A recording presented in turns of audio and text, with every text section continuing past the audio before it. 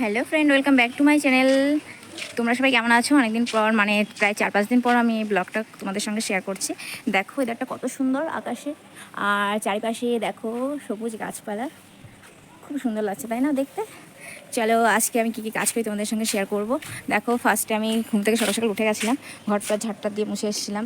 তারপর দেখো থালা বাসনগুলো মেজে ফেলেছিলাম, তোমাদের সঙ্গে শেয়ার করা হয়নি, তাই এটা দেখাচ্ছে। আর এই দেখো এখানে প্রায় 3-4 দিন ধরে তো জানোই বৃষ্টি হয়েছিল, বৃষ্টির জন্য বাইরে আমি রান্না করতে পারিনি।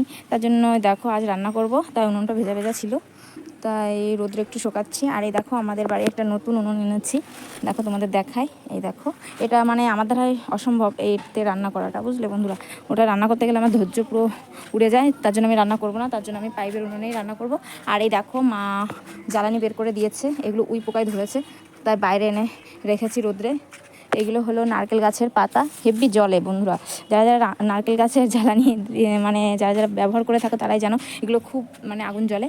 আর চলো ঘরে মা কী করে তোমাদের দেখায়।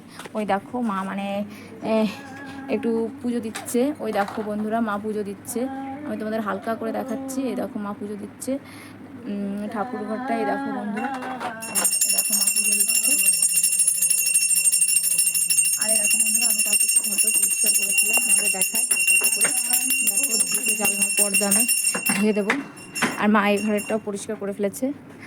আর এই দেখো আমি বেবির জন্য ওই দেখো কেটে রেখেছিলাম সবজি এখানে, আর কলপারে গিয়েছিলাম ধুতে। আর এই দেখো আজ একটু নারকেল মুড়ি খাবো, তাই এটা আমি কোড়াবো ভালো করে রেখেছি। আর ওই দেখো বেবির জন্য বলেছিলাম না, বেবির জন্য রান্না করবো কী কী, চলো তোমাদের দেখা। আর এই দেখো আজ একটু উচ্ছে আলু দিয়ে ভাজা করবো, তাই এখানে রেখে দিয়েছি।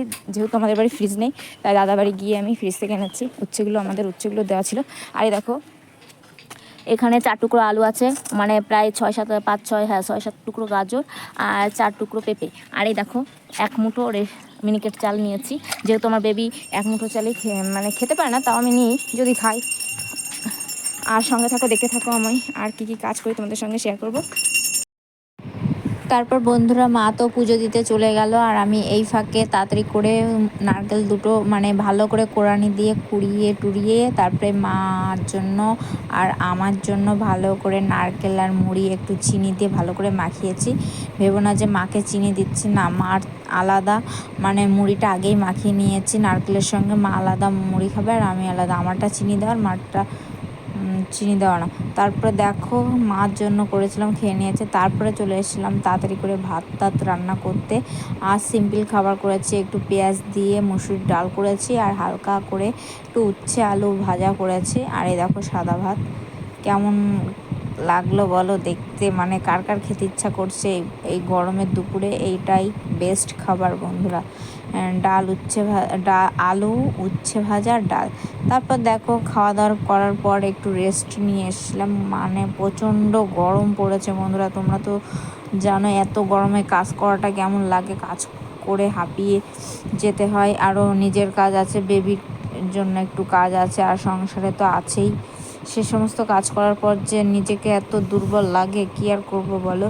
একটু রেস্ট নিয়ে তারপর আমি আবার চলে এলাম দুপুরবেলায় সব ঘরটা ঝাড় দিতে, কারণ আমি 3 বেলায় ঘরটা ঝাড় দিই, এক সকালবেলা, এক দুপুরবেলা, এক বিকালবেলা, মানে সন্ধ্যার আগে, সন্ধ্যা হওয়ার একটু আগে। যাই হোক, আমার 3 বেলা ঝাড় না দিলে মনটাও ভালো লাগে না।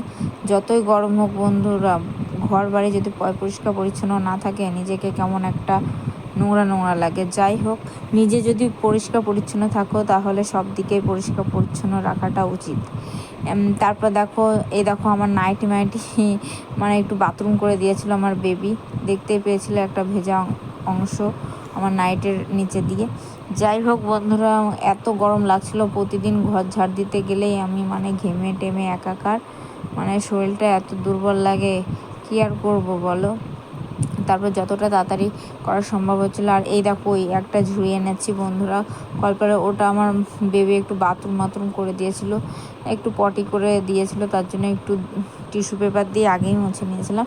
তাও কেমন একটা মন খুঁতখুত করছিল, কারণ সকালবেলা একবার ধুয়েছিলাম ঝুড়িটা, মানে ওকে ওই ঝুড়ির মধ্যে বসিয়ে আমি ওকে খাবার খাওয়াচ্ছিলাম। কি আর করা যাবে বলো, বেবিরা যদি খাবার না খেতে চায়, ওদেরকে যে কত রকমের খেলনা বলো, কত রকমের মানে অনেক অনেক যা থাকে মানে মাথায় বুদ্ধি, সেই সব কাজে লাগিয়ে ওদেরকে খাওয়ানো উচিত। তাই সেটা করতে গিয়ে ওর মধ্যে ও পটি করে দিয়েছিল, তাই আমি টিস্যু পেপার দিয়ে মুছে টুছে মানে রেখেছিলাম, তাও ভাবলাম না একটু ধুয়ে দিই, তাই ধোয়ার জন্য আমি কলপারে এনেছি। আর কটা মানে একটু মানে ওর গেঞ্জি বা একটু জামা টামা হচ্ছে সেগুলোও ধুতে হবে, কারণ ওকে খাবার খাওয়াতে গেলেই জামাগুলো এঁঠো করে ফেলে। যতই আমি ওকে সেফটির জন্য একটা রুমাল দিই না কেন বুকের সামনে, তাও হয় না বন্ধুরা, ওই জামা বলো গেঞ্জি বলো সব এঁঠো হয়ে যায়, তার জন্য ধুয়ে নেব। আর তাড়াতাড়ি করেই আমার গরমেতে ভালো লাগছে না বলেই আমি কলটা চিপতে পারবো না, তার জন্য আমি বালতি আর গামলায় জল ভরে নিয়েছি। তাই আমি তাড়াতাড়ি কাজটা করে ফেলবো, মানে আমার প্রায় মাজা টাজা সব কমপ্লিট। আর ধোবো, কারণ আজ অল্পই হয়েছে থালা বাসন। আর দেখো তোমরা বুঝতেই পারছো আমার গলার পাড়িতে দেখো ঘেমে ঘেমে কেমন একটা দেখাচ্ছে। যাই হোক, কম দামের ফোন তো, তোমরা কেউ বেশি ভালো করে দেখতে পাবে না আমার অবস্থাটা। এটা তো আর আইফোন নয়। আর দেখো বন্ধুরা, সমস্ত হয়ে গেল তাড়াতাড়ি করে। তারপর আমি ধুয়ে টুয়ে নেবো, তারপর আমি স্নান করবো। স্নান টান করে একটু মানে অনেক দিন ধরেই আবার মানে গরমের জন্য আমি ভালো করে মাকে একটু পুজো দিতে পারছি না। তোমরা তো জানো আমি কোন মায়ের কথা বলছি। যাই হোক, দেখো তোমাদের দাদা ভাইয়ের একটা গেঞ্জি ছিল ভেজানো, আর বেবির গেঞ্জি টেঞ্জি এসব ধুয়ে দেবো ভালো করে।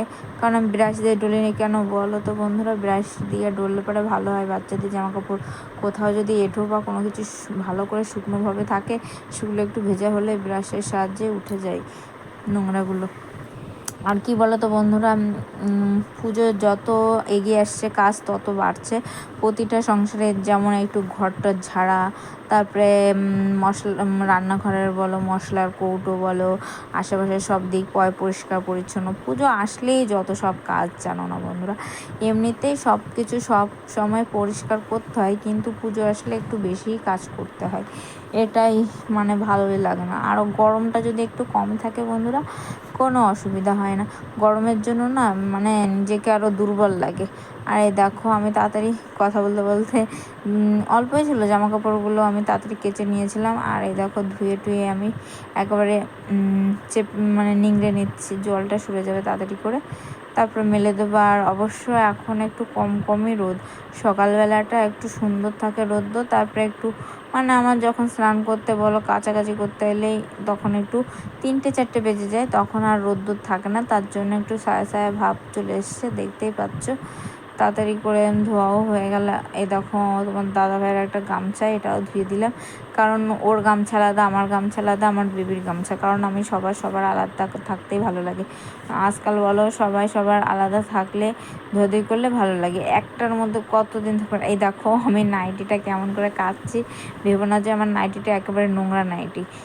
আমার নাইটিতে নোংরা না থাকলেও আমি এমনভাবে কাচবো, আর থাকলে তো আরও কাচবো বলো, আমার এটাই স্বভাব। মানে প্রতিদিন ধুয়ে আমার সবকটা নাইটি মানে ছাপাগুলো উঠে গেছে। এই দেখো, ভালো লাগলো অবশ্যই লাইক কমেন্ট শেয়ার করো। আর তোমরা সবসময় ভালো থেকে সুস্থ থেকো।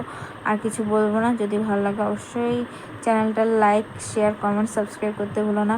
আজকের মতো এই পর্যন্ত, টাটা বাই বাই।